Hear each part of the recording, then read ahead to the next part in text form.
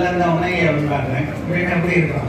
இது வந்து நம்ம மரபு இல்லையா? அது பார்த்தாலும் வாங்க நல்லா இருக்கீங்களா சொல்லிப்பான்னு கேட்குற மரபு. அங்கே போனோம்னா என்ன செய்யுதுன்னு கேட்டால் நீயே பார்த்துக்கலாம், நான் வந்து சொல்ல மாட்டேன் அப்படின்னு சொன்னால் அது மாதிரி இல்லை இல்லை எனக்கு தலை வலிக்குது வயசு ரொம்ப சொல்கிறோம். தெரிந்த தான் அவங்க செய்கிறாங்க. அது போன்று பெருமானுக்கு தெரியும் நமக்கு இந்த நேரத்தில் இது கொடுக்க வேண்டும், இது செய்ய வேண்டும் என்று அவருக்கு தெரியும். நம்முடைய புலம்பல் அது திருப்புலம்பல்னே நமக்கு திருவாசத்தில் அருமையாக பண்ணியிருக்கேன் மாணிக்கவாச சுவாமி. நம்ம வந்து சாமிடத்திலே எனக்கு அதுக்குடைய நம்ம எல்லாம் கேட்குறோம், எல்லாத்தையும் கேட்குது, எதுவுமே மாற்றேங்கிறதே கிடையாது.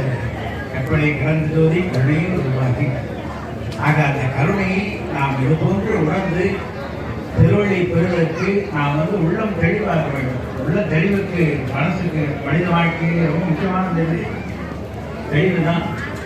ஒரு மன சக்கரங்கள் குழப்பங்கள்லாம் இருக்கணும், அதுதான் ரொம்ப பெரிய மருந்து. மனுஷன் பார்த்தீங்கன்னா இன்னைக்கு எத்தனையோ குழப்பத்தில் இருக்காங்க, எத்தனையோ சங்கடத்தில் இருக்காங்க. அந்த குழப்பங்கள் நீங்களுக்கு யாரை வழிபாடு செய்யணும்? பெருமானம் தான். அதான் நம்ம நகைச்சுவையாக சொல்லுவோம், நம்ம தலைவனை வளர்த்துட்டோம், யாரையும் தலைவன் தெரிவிக்கிறோம். நமக்கான தலைவன் யாரு? பெருமான் தான். அனைத்துமே தருவதற்கு அவர்கள் அருமையாக சொன்னாங்க.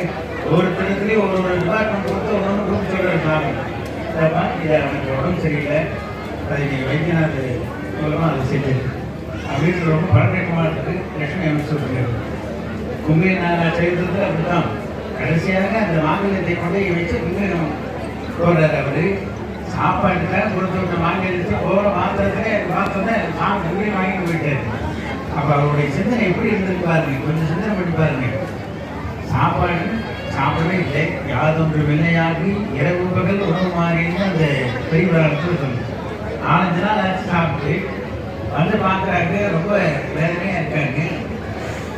அந்த அம்மாட்ட கேட்டாங்க, ஏமா அப்படி எல்லாம் வேதனையாக இருக்காங்க, அந்த சாப்பிடல என்ன பண்ணலாம் அப்படின்னு யோசனை பண்ணிட்டு இருக்கப்ப அந்த அம்மா தன் கழுத்தில் இருக்கக்கூடிய மாங்கல்யத்தை அந்த சரணையை மாற்றி கொண்டு அந்த மாங்கல்யத்தை கொடுத்தாங்க. நீங்கள் புகை வச்சு எனக்கு கொஞ்சம் அரிசி வாங்கிட்டு வந்தீங்கன்னா எல்லாம் சாப்பிடலாம், நீங்களும் தோகம் போகலாம். அவரும் அந்த அம்மாலாம் அன்றைக்கி அப்படி இருந்தாங்க.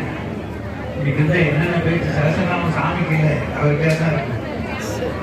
அந்த மாதிரி சொல்லிட்டு சொன்னாங்க. ஒரு என்ன பண்ணாரு, சரி நான் போய் அரிசி வாங்கிட்டு வந்துடுறேன், நீங்கள் சாப்பாடு பண்ணுறதுக்குள்ள போய் சாமி புகையை போட்டு வரேன்னாரு.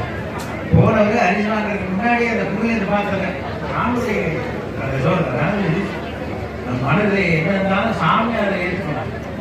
அது போன்று அங்கே போனோடனே புகையை பார்த்தாரு. அதெல்லாம் புகை அருமையாக இருக்குன்னு நேரம் வீட்டில் வந்து குழந்தைங்க பசியாக இருக்காங்க. அதுக்காக தான்